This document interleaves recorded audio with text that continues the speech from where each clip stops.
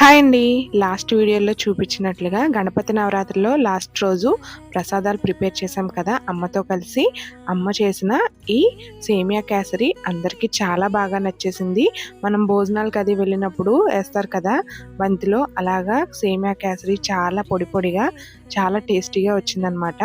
ఇప్పుడు దాని పూర్తి ప్రాసెస్ మా అమ్మ మాటల్లో మీరు కూడా వినేయండి.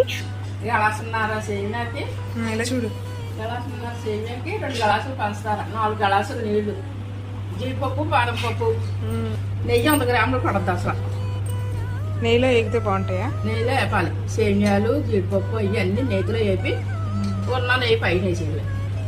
పొడి పొడిగా వస్తుందా? కొత్త చూడు ఎంత పొడి పొడిగా గట్టిగా అయ్యింది.